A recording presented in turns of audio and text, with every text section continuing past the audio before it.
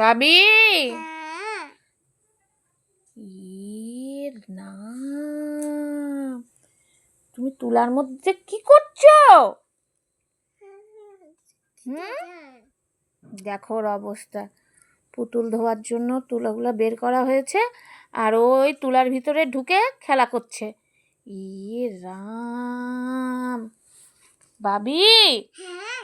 বের হও, আসো, চলে আসো, চলে আসো, ওঠো ওঠো ওঠো ওঠো ওঠো। দেখো দেখো ওকে, দেখো দেখো দেখো ওকে, কোথায় যাচ্ছ?